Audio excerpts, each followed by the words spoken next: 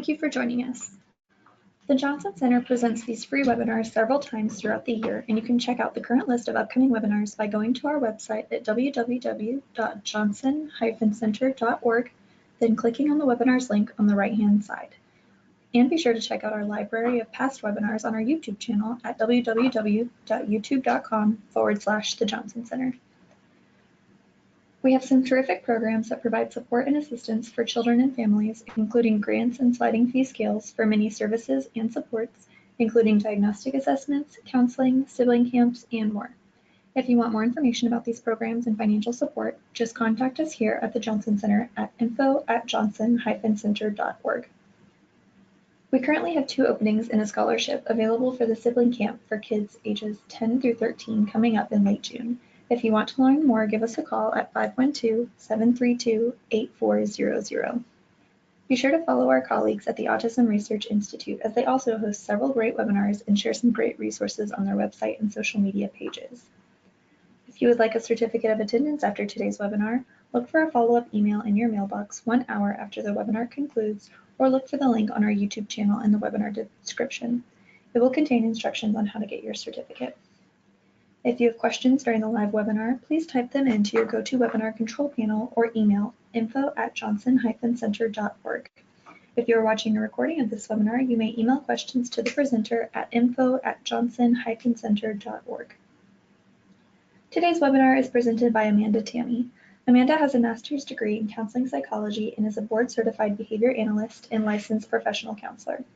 She has extensive experience working with both children and adults, including those who have autism spectrum and other pervasive developmental disorders, ADD, ADHD, anxiety issues, and trauma, both as a BCBA and as a counselor. She has additional specialized training as a counselor in EMDR therapy and its applications in children. Amanda heads up the Johnson Center's Behavioral Services and Counseling programs and is a sought-after presenter. Please welcome Amanda.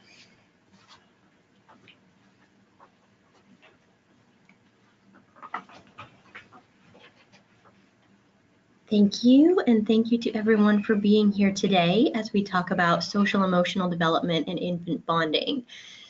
In infancy, babies are learning the foundational skills and the foundational experiences that they need for future development of social and emotional skills that will help to serve them throughout their lives. And so today we're going to be talking about the process of how those experiences early in life affect social emotional development later, and how as parents and service providers we can provide the best environment and the best experiences possible to help our babies get those experiences that help them later on.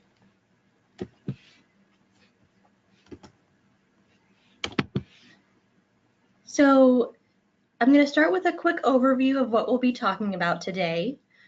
Social emotional development refers to the ability to manage emotions, achieve long-term goals, and establish and maintain positive relationships with others. So social emotional development is all of those skills that are needed to do those things, to manage emotions, achieve long-term goals, have positive relationships. And so on the next slide, we'll talk about specifically what some of those skills are. Children start to develop these skills as early as infancy and even before birth. The experience that a fetus has before it is born actually has an effect on that child's later development. The baby's connection to his or her caregiver is an essential foundation for the development of trust, emotion regulation, and a sense of safety, all of which are precursors to effective social and emotional learning later on in life. And in this presentation, we'll discuss how the baby brain regulates through connection with the caregiver and strategies to help you as a caregiver recognize your child's needs and be the calming connection that the baby is seeking. So let's start by defining social emotional learning. According to the Collaborative for Academic Social and Emotional Learning, also called CASEL, C-A-S-E-L, SEL, which is an acronym for Social Emotional Learning, is the process through which children and adults acquire and effectively apply the knowledge, attitudes, and skills that are necessary to understand and manage emotions, set and achieve positive goals, feel and show empathy for others, establish and maintain positive relationships, and make responsible decisions. All things that we hope our children are able to do once they are older children, teenagers, and especially as adults. Now, all of these skills, or all of these long-term goals of what we hope our children are able to do socially and emotionally, require the development of skills such as self-management, self-awareness, empathy, perspective-taking, cooperation, responsible decision-making, relationship skills, and social awareness. And the development of all of these skills begins as early as babies and begins with our connection with a caregiver. And when I say a caregiver, this absolutely means parent, but it can also be a nanny or a babysitter. It can be a grandparent, anyone who the baby depends on for their care and for their survival.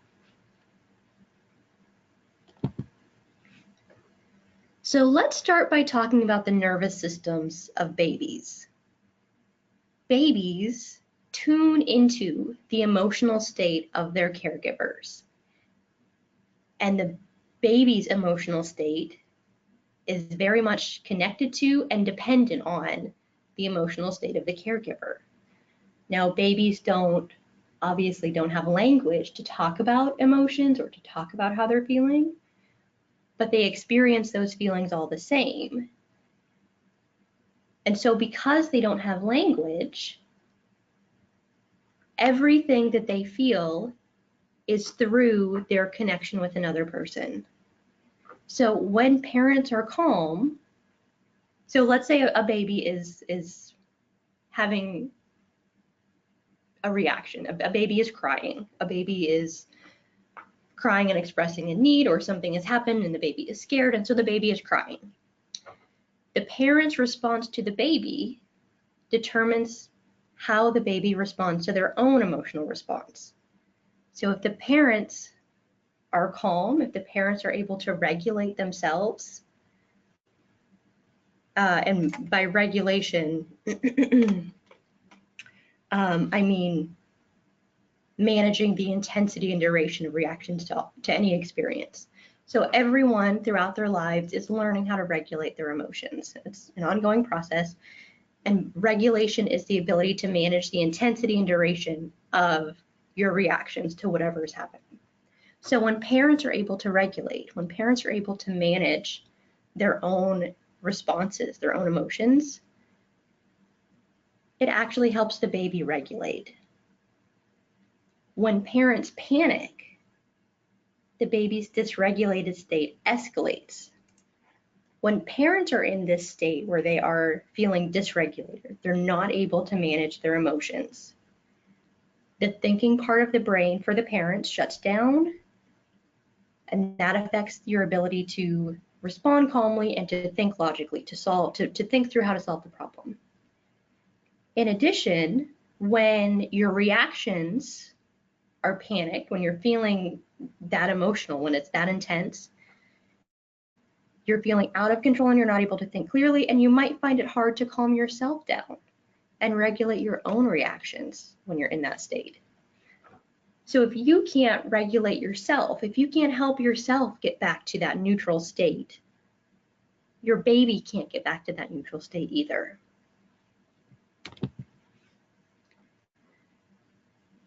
The term co-regulation refers to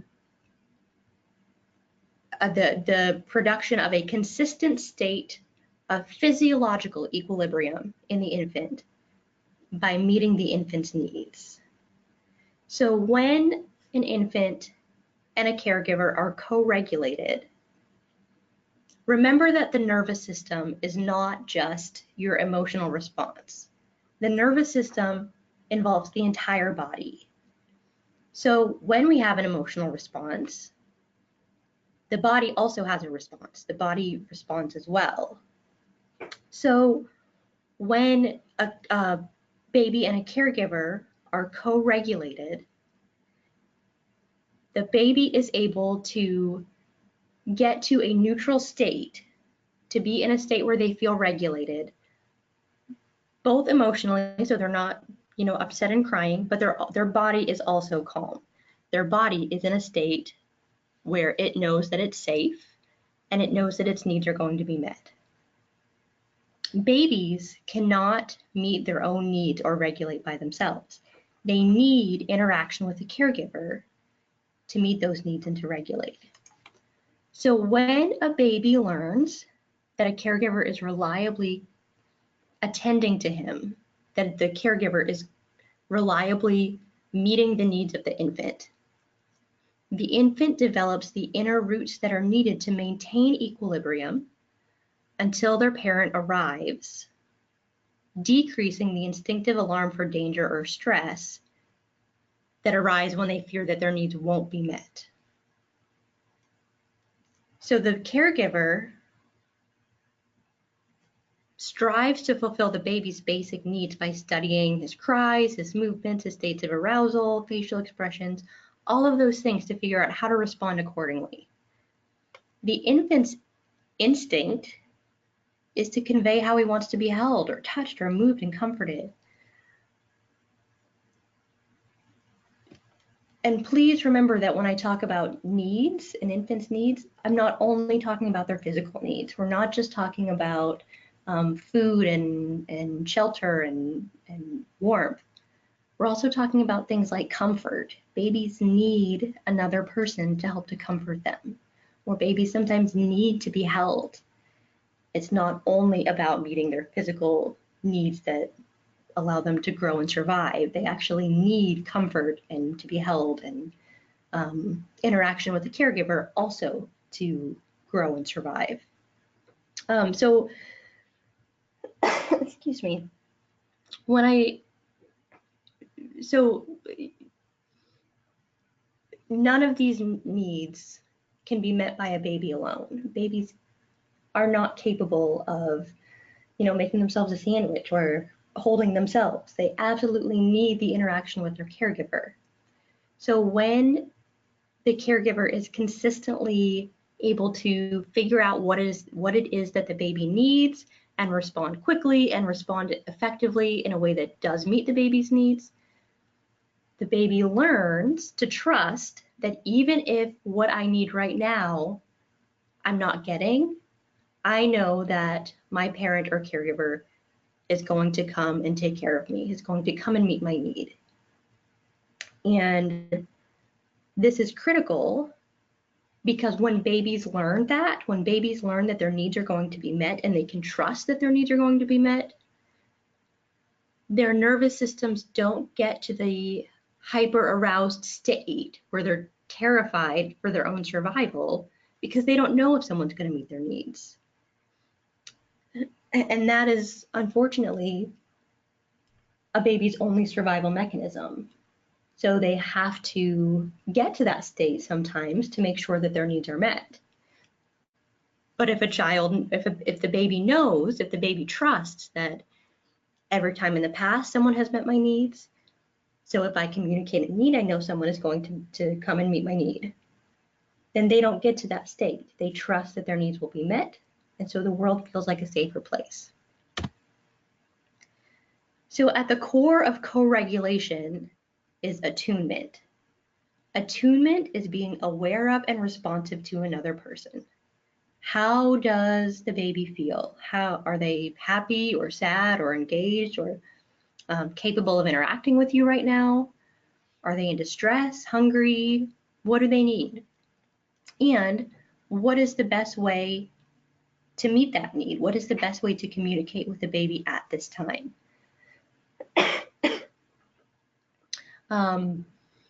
So for a caregiver who is highly attuned with their baby, the caregiver can tell by the baby's cry or the baby's movement or the time of day what the baby is trying to communicate with them and how to meet that need. Please know that no parent is perfect at this. No parent gets it right all the time. There is always misattunement. There is always, miscommunication between a parent and a baby. no one gets it right all the time. So as you're listening to this, don't feel like, if you are not always getting it right with your baby, that it's a problem. No one gets it right all the time. But the more we can be attuned with our babies, the better we are at meeting their needs, and the stronger we can establish that pattern with the baby, that I'm going to meet your needs, and so you don't need to be scared of getting your needs met. You might be familiar with the term attachment. It's kind of one of those buzzwords that you hear now sometimes, or you'll see those quizzes online that say, what's your attachment style? Or, how does your attachment style affect your relationship with your significant other, and stuff like that. You see it, you see the term attachment come up a lot now in our media and other places. And I'm not going to talk a whole lot about attachment because it would be a whole other presentation in and of itself. But basically, attunement is the precursor to attachment. So attachment and attunement are related in that caregivers who are able to be, who are available and attuned to their child, in other words, they are responsive to their child's needs beginning in infancy, establish this sense of security that the child knows that their needs will be met. The infant and child learns that the caregiver is dependable, and this attunement creates a foundation for which the child can explore the world. Attachment is the pattern of attunement over time that the parent provides to the child to meet their needs. Again, not just physical, but emotional and safety needs as well. I'm not going to go into the different types of attachment, but basically a secure attachment develops when a child is consistently has the experience of having their needs met when they need them to be met. Again, not just physical needs, but also emotional and safety needs. And that is obviously what we're striving for with all of our kids. A child develops an attachment to each of their caregivers, and each attachment forms depending on how the caregiver responds to the child. So each child will have an attachment relationship with their mother, with their father, with other caregivers. And those are the strongest attachment relationships that a child will develop. So of course, we're aiming for secure attachment. And again, parents of securely attached children are not perfect parents, but instead they're the parents who are actively responding to their child and teaching the child through parent interactions that the child can trust for their needs to be met. So babies depend on their caregivers 100% to get their needs met. They are incapable of meeting their own needs, and if the caregiver does not meet their needs, the baby will die. They can't meet their needs by themselves. So keep that in mind as we talk about this next piece of information, because when I talk about threat or danger to a baby, social engagement really is critical for their safety, for their survival. So this graphic that you see on your screen is a representation of Stephen Porges' polyvagal theory. The polyvagal theory shows us that when faced with a threat or danger, we first turn to our social engagement system to reestablish safety. We turn to trusted others. We look at how other people are responding, or we go to someone we know to help us feel safe, or to meet a need, to actually provide us with what we need to fulfill that need. All of us, all the time, in any social situation, are, even without our awareness, are looking around at other people and looking how others are responding. And if we see people smiling or looking relaxed, those are signals of safety to us. If we see that people are angry or tense or, showing other signs of discomfort, that might be a signal to us that we might not be safe, that there might be some danger and we need to be on the alert. So this system begins very early, and it's critical to babies' understanding of the world. Babies are looking to their caregivers for engagement, for signs of safety, and to communicate their needs. So this is our very first line of defense. When there is danger, we first turn to other people to help us feel safe, to help us be safe. When that doesn't work, when that doesn't bring us safety, we turn to our fight or flight response. When this had, again, a physiological response, heart rate increases, we get maybe some adrenaline or cortisone running through the body is ready to either fight the threat or run away from the threat. Now,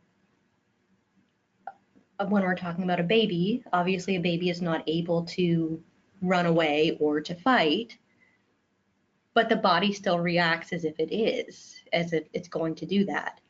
So a baby isn't able to actually fight, but it might start to feel some energy in its body, or it might start to, the baby might start actually showing signs of anger, which would be an indication of the fight response. So that's our second line of defense, and that would be our nervous system hyper arousal. And when fight or flight doesn't work, we move to the immobilization or collapse response, shutdown or freeze. This is a helpless state. This is a state that the body goes into when nothing else works. It's our last resort. So when we're in this state, the body kind of shuts down. We might experience our mind kind of leaving our body and being somewhere else in our mind than where we are physically. It's the body's way of shutting down and preparing to die. Now, often someone can go to that state and not die, but that is the body's response is, I need to protect myself because I'm about to die. So people who experience the social engagement system, that first line of defense, as repeatedly unsuccessful at keeping them safe.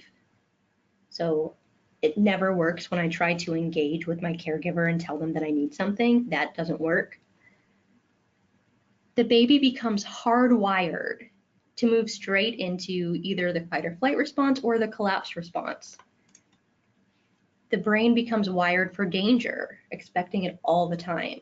There is always a threat. I never feel safe. And to protect myself, I need to be ready to fight or flight or freeze. I can't trust that a caregiver is going to meet my needs. And we know what kind of harmful effects chronic stress has on the body. At least we know that for adults. And we certainly know that for babies, increased levels of cortisol and the other physical effects of stress on the body can be very detrimental. And those are physical. The effects that these kinds of experiences can have for the baby psychologically as they grow older are just as scary. If a baby has been hardwired to move straight into the fight or flight mode, instead of being able to communicate their needs or trust that their needs will be met by a caregiver, by another person, that child is going to grow up always being anxious, being, hypervigilant, or being afraid that there's danger around every turn. So these things start very early on, and they can have a very lasting impact. So I'm going to try to show a couple of videos. I have a feeling that this first one is not going to work, but we'll try it. Please know that if you're watching a recording of this webinar, not watching it live, you will not be able to see either of these videos in the recording because of, I don't know, the way that GoToWebinar does these videos. But you can, they are available on YouTube, so you can look them up and watch them on YouTube. And I think everyone will probably have to look up this first one Yeah, this first one is not going to play, unfortunately. But this is called the still face experiment. And the still face experiment, in the still face experiment, a parent and a baby are interacting, and the mom just responds to the baby naturally as the baby bids for the mom's attention. She plays with the baby and they talk to each other, and it's, you know, a normal caregiver interaction where the baby is getting their social needs met by the parent. And then the parent goes to a still face. The parent shows no facial expression, doesn't interact with the baby, doesn't talk to the baby. There's no interaction whatsoever, even down to facial expressions from the parent in response to the baby. And you see the baby making lots of bids for the parent's attention, and you see the baby becoming more and more distressed as the parent doesn't respond. And so it's a really great representation of how distressing it is for the baby when they can't get that response from their parent. And this is just in a very short, a few minutes time. And so I really do encourage everyone to go to YouTube and look up the experiment and watch the video about it, because it, shows how distressed the baby is and the baby's physical reactions to show how distressed they are and what attempts the baby makes to try to re-engage its mom. And that was only for a few minutes. Can you imagine if that's the baby's continued experience with their caregiver, is that they don't get that reaction or they don't get any interaction with the caregiver, and what kind of scary message that can send to the baby. Okay, so let's try this video. I think this one will work. So this is called the visual cliff experiment. And in this video, you'll see that they put babies on this, what looks like a cliff, but it's not, it's covered in glass. And the baby doesn't know if it's safe to cross what looks like a cliff to get to the parent. And so the baby is looking to the parent to see, looking at their facial expressions, looking at the parent's response to figure out if it's safe.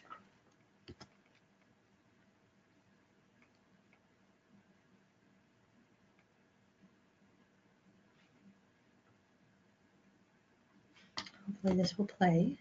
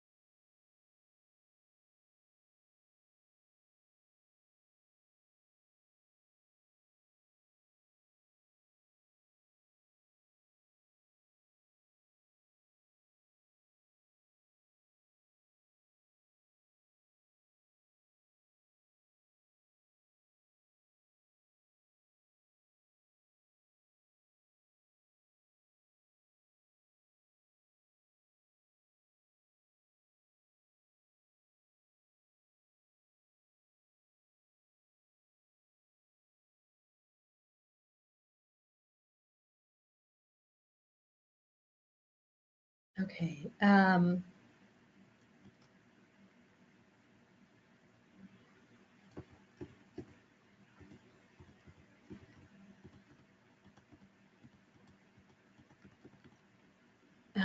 I hope that is working. I see that some people are having some technical difficulties, so I apologize.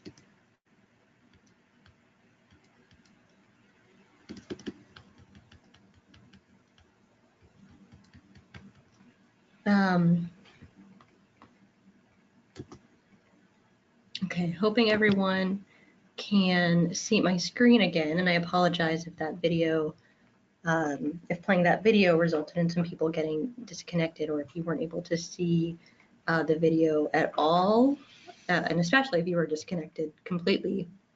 Again, the video is called the Visual Cliff Experiment. So if that didn't work, if you saw a blank screen or didn't see or hear anything, you can you can find that on YouTube as well.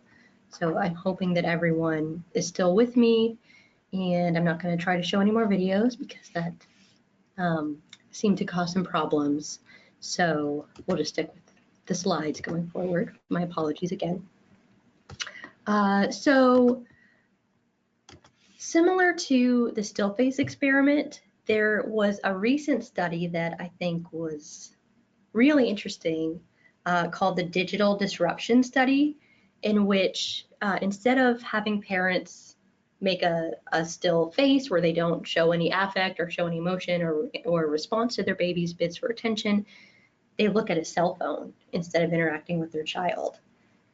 And this is so prevalent in our society. Everyone has a cell phone and everyone is using their cell phone all the time.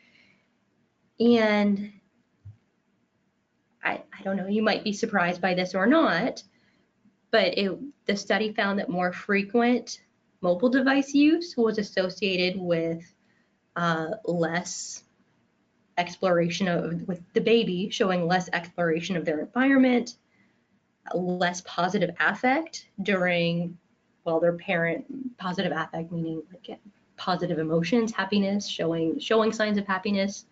They showed less of that while the parent was using their phone, and more difficulty recovering when the baby was upset and the caregiver would put down the phone and come back to the child.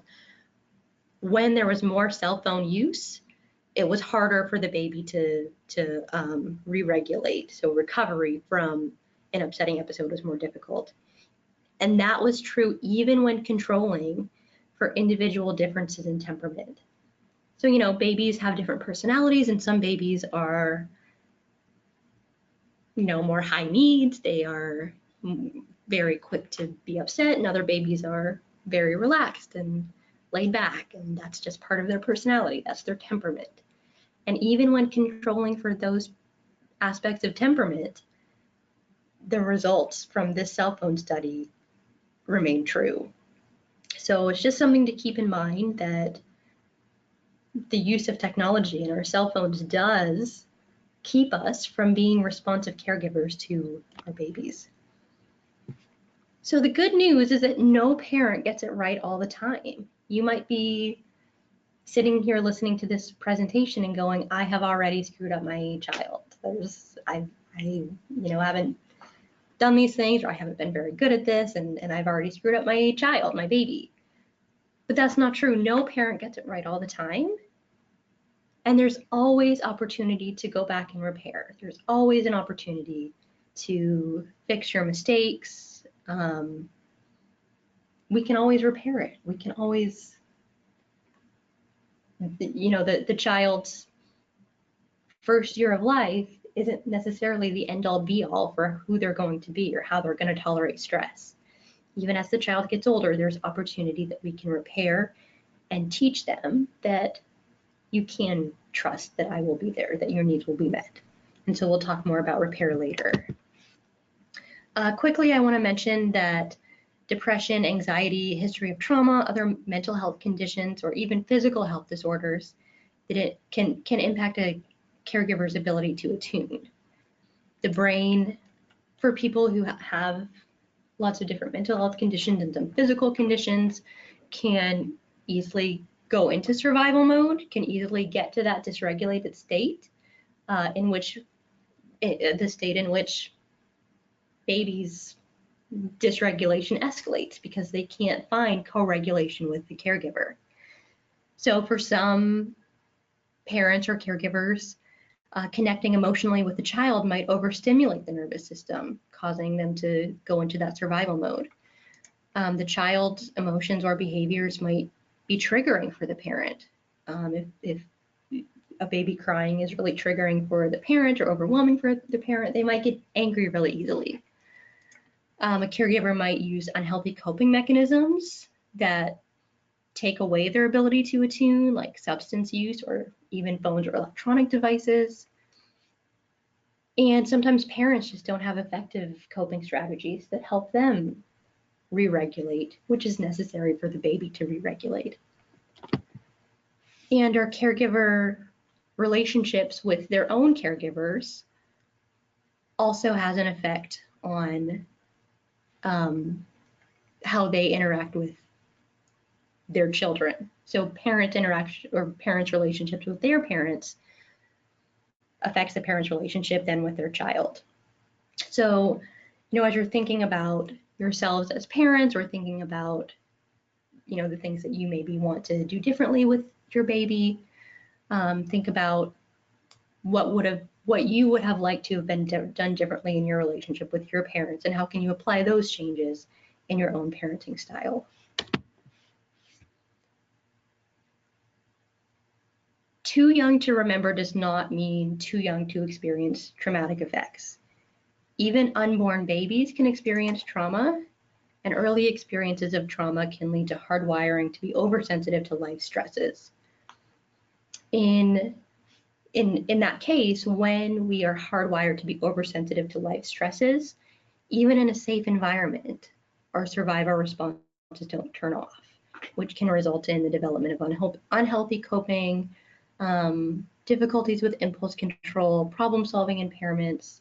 All of those effects of trauma that we know to exist can actually start very early in life when there is abuse, neglect, inconsistent or non-responsive parenting can have those effects. So let's talk about some strategies for increasing attunement and helping our babies learn to feel safe in scary situations or highly emotionally charged environments. So basically, to do this, we're looking for ways to maintain our connection with the baby. So in order to do that, caregivers need to be regulated. Caregivers need to be recognizing their baby's needs, and in doing that, achieving attunement. So, like we've said already, infants make sense of the world through caregiver interactions. When the caregiver is stressed, when the child is stressed, the caregiver responds. And if the response is consistent and predictable, the child learns to trust that the caregiver will meet his or her needs. This leads to increased anticipation that my needs will be met, and a decreased emotional response over time. And this is called early responsive caregiving. When we use this cycle of finding the child's needs, responding appropriately, child is learning that their needs will be met. The term for that is early responsive caregiving. So remember that as young children, as babies, all we have are emotions. We haven't developed the ability to think logically yet. So all of our learning affects emotions and the intensity of emotional responses. So in responsive caregiving, in addition to meeting the baby's needs consistently, the caregiver is able to reflect and validate the child's feelings and behaviors. This helps the child to learn to regulate their emotions over time. This helps children to be able to understand what their emotions are and go, I'm feeling scared right now. I don't need to feel scared because I know I can trust that my mom is going to meet my needs.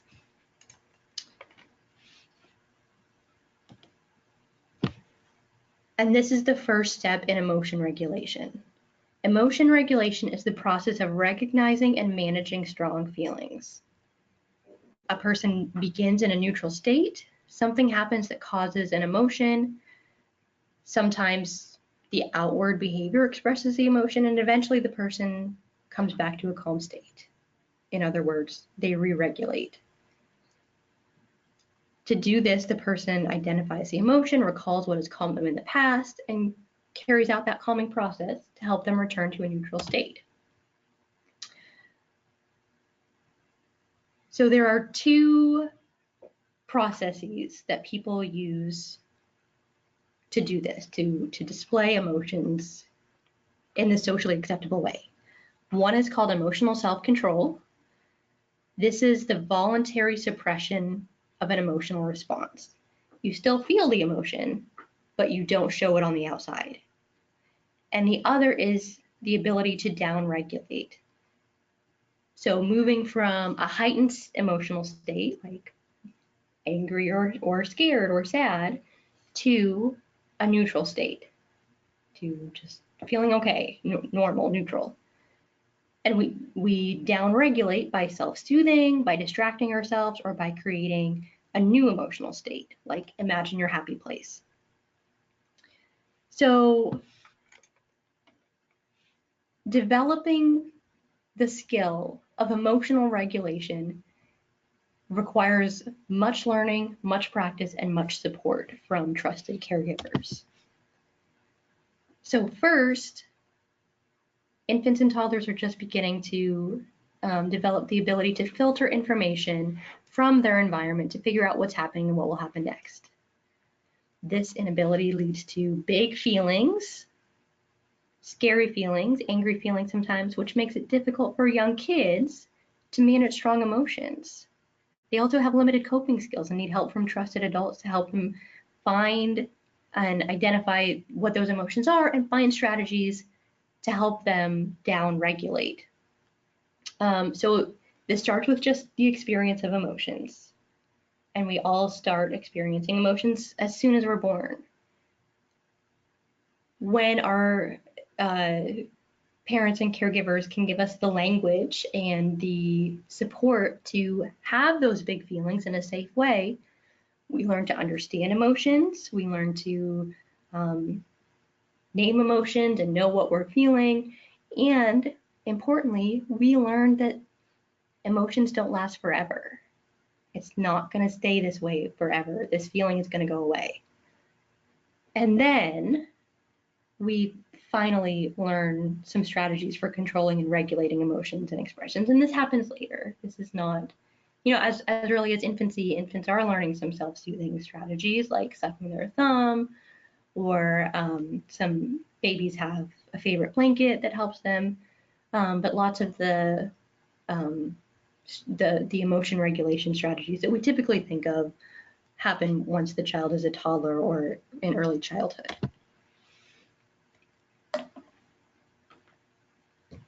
Now, the adult's role, the caretaker's role in scaffolding children's ability to self-regulate is critical. Parents provide lots of opportunities for the child to learn new self-soothing skills and practice these abilities that they need to regulate and calm themselves independently. And the child learns about his or her emotions through interaction with the parent. The child also learns that emotional experiences and that her needs and her emotional experiences are important to the parent, and that she can trust that the parent is going to help her so that the emotional experience might be less intense.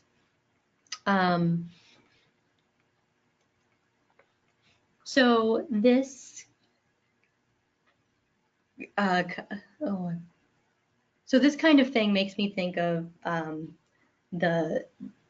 the idea of crying it out. that we need to let our babies, put them aside and let them cry so that they can learn how to self-soothe, so that they can learn to calm themselves down. And there is more and more research showing that that is actually not the case. That when we just put a baby down and let them try to cry it out or figure out on their own how to self-soothe, that's actually giving the baby the message that I'm not going to help you, that you're in this scary state where you don't know if your needs are going to be met, and I'm not going to help you right now. You can figure this out on your own. And the reality is that babies can't figure it out on their own. Babies, might end up sucking their thumb or something like that to help them calm down. But whatever that need was, they've learned that they can't trust for that need to be met. So instead, if we use this supportive, structure, this supportive structure to help the child understand that you see that they're upset, you see that they're crying, you see that they have a need, and whatever it is that they're feeling is valid, and that you're here to help them, and that what they're experiencing is important to you, and you're gonna be here to help them, that actually has a much stronger effect on helping the baby learn how to self-soothe when they get older and get to the point where developmentally we would be expecting them to be able to self-soothe. So absolutely every parent sometimes needs a break, and it's absolutely okay if you're feeling overwhelmed to put the baby in their crib and walk away and do what you need to do to calm yourself down. But then you need to go back to the baby when you're ready and help the baby calm down and meet whatever the baby's needs are. By not doing that, by leaving the baby to calm themselves, you're making it more difficult in the future for the baby to be able to self-soothe, because they're learning that they're getting that message that I can't trust that my caregiver is going to help me. So one of the ways that we do that, one of the ways that we provide that supportive structure to help the baby learn self-soothing early on is by language scaffolding. We start by mirroring facial expressions, labeling their emotional stress, talking about what the child experienced or what the baby experienced. You're just showing that you get it. You show that you are connecting with them emotionally. You're showing that you understand what the problem is. Even if you don't, you use language to describe what you can. Matching your tone of voice to them. Babies actually understand tone of voice long before they understand any verbal language that we're using. So the tone that you're using with the baby is so much more important than the words that you're saying. And you just match your tone to the emotion that you're getting from them, responding quickly and calmly to validate what you're experiencing is real and I'm here to help you, and maintain communication across the experience. So talk about what happened first, talk about what was so upsetting, and talk about what happened afterward. What was the resolution? How did I help the baby? Talk through all that, because by talking about that and making that part of the process, you help the child learn that it felt really bad, but it ended, and it's always going to end. That feeling is always going to end. So children as young as preschool who can manage their emotions are better able to focus on learning tasks rather than being overwhelmed by intense feelings. This leads to better outcomes, in the years to come. Supporting infant and toddler abilities to regulate lays the foundation of the social emotional skills that maximize a child's chances for success later in all of those areas that we've talked about, as far as long-term goal, in being able to reach long-term goals, selfish relationships, maintain connections, all of those things. So this is not to say that children shouldn't be having big emotions. They absolutely should be. Instead, it means that children are in the process of learning coping and self-soothing skills that will help them return to a neutral state when they do experience strong emotions. Excuse me, I'm losing my voice a little bit. An emotion is motivation. There is some stimulus, we have an emotion about it, and that emotion is what motivates us to act. So given that, emotion regulation and therefore motivation are all needed for all of those components of social emotional learning to be able to gain and apply the skills needed to manage our emotions, achieve long-term goals, have empathy, establish and maintain positive relationships, make responsible decisions. So learning how to manage those emotions beginning early on with early responsive caregiving and language scaffolding is very important.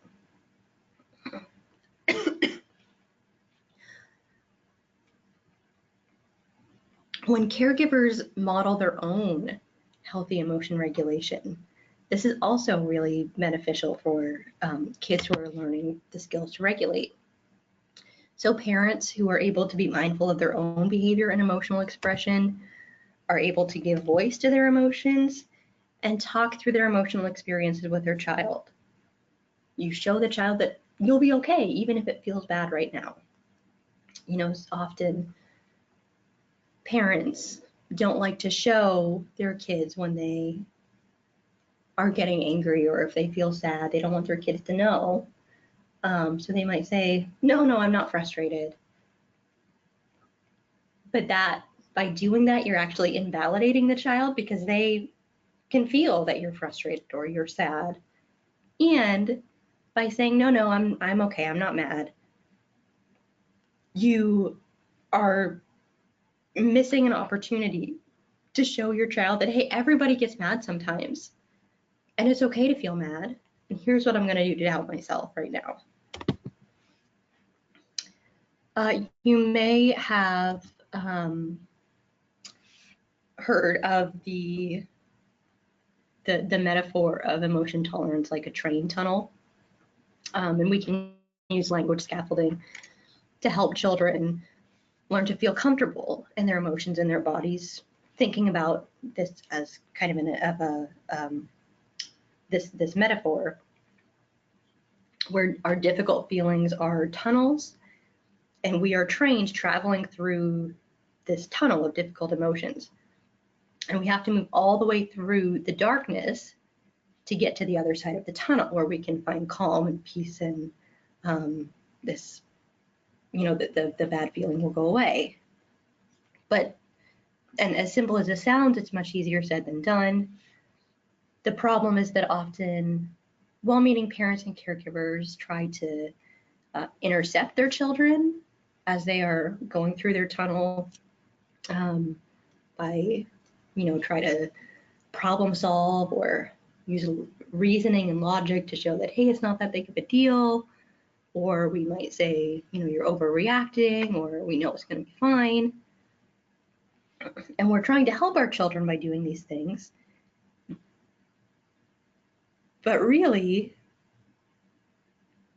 by doing that, we're trying to get the train out of the sides of the tunnel. We're trying to, you know, get the tunnel through the wall of, or get the train through the wall of the tunnel, rather than going all the way through to the other side. Instead, we need to keep moving all the way through to the other side. So what adults often do is you know, do all those things to try to solve the problem or make the scary thing go away so that our kids won't feel this uncomfortable emotion anymore, or be having this big reaction. But that doesn't work. Instead, we need to just be there and be supportive and use language scaffolding to help our children stay in the tunnel long enough to get them to the other side, to do whatever it takes to get them through the tunnel to experience those uncomfortable feelings until that wave peaks and then comes back down, which it inevitably will. Now, it's okay to engage in problem solving once we're through the tunnel and say, let's talk about what happened and how we can make sure it doesn't happen again. That's okay. But if you rush the process and try to get to problem solving too soon, the child, number one, probably can't engage in problem solving. But if you've found a hole in the middle of the tunnel and gotten out of it before they got all the way to the end, the child is learning that these emotions are scary and I don't have to feel them. I can do things to distract myself, or I can just go into fix-it mode, and I don't have to deal with this. I don't have to feel these feelings, when we know that that is not true. Everyone experiences all of the emotions, and we have them for a reason, and by allowing ourselves to feel them and experience them fully, we actually allow ourselves to better come back down from emotions and not so easily get to those places anymore. Praise the process for the child. What are the behaviors that allow the child to complete the goal? Talk about how impressed you are with their attempts with any attempts that they're making. It's not just about the end product, but all of those steps that happen in between. And let's talk about repair really quickly. Take these steps to talk through the conflict or challenge and apologize for losing your cool, even if your child is an infant and doesn't understand what you're saying. It's very important to repair the connection. They feel it even if they don't understand why. So wait until your anger has passed. Don't try to say you're sorry or repair before you're ready. Apologize without saying but. Take responsibility for whatever was your role in the misattunement or the miscommunication. And it doesn't matter what the child did or what the baby did. You're taking responsibility for your own part. So if you were pretty quick to anger and you weren't able to be there for your baby when the baby was really upset, maybe you apologize for that. I'm sorry that I got angry so quickly and I had to and I wasn't able to help you right then. It doesn't matter if the baby was crying for 5 hours. Yes, it's understandable, but in your apology, that doesn't matter. What matters is you are repairing the connection and saying, I'm sorry that I got so angry at that moment. Tell your child that it's okay for him or her to feel angry or upset. It's okay for them to be mad at you. It's okay for you to be mad at them. This is going to pass, and your love for them doesn't change. And listen to your child's perspective and apology if they're able to communicate verbally. Let them have a chance to state their side. Here's what was my problem with this. If they want to apologize for their part, that's great, but listen to what they have to say and don't discount it and say, no, you're wrong. Here's what really happened. They have their perspective too. So when parents are overwhelmed, it's totally okay to put down the baby and take a break. Maintain your own regulation strategies, like taking a mindful moment or deep breathing to bring yourself back down to a more neutral state. If this is happening often and you are finding that you're needing to take lots of breaks or you just can't regulate yourself enough, talk to your family, friends, a doctor, or social worker about resources for more support. And remember that the baby loves you. The baby is just having a difficult time right now. This behavior is absolutely not a reflection of how he or she feels about you. I have a couple of resources here. These are some books and a website. And then these are some books to help teachers and children talk about feelings. And I don't have time for questions, but let me remind you that if you need a certificate of attendance, you'll be getting a email shortly with a couple of questions to answer, and then you'll get the certificate after that. The phone number, again, if you are interested in our sibling camps or any other of our services, phone number is 512-732-8400, and we look forward to hearing from you and anything that we can do to help you. And please follow us on Twitter, Facebook, and Instagram for updates about our upcoming events and more webinars. Thank you so much for attending today. I apologize that we ran out of time for questions, and this recording will be on YouTube shortly. And thank you again.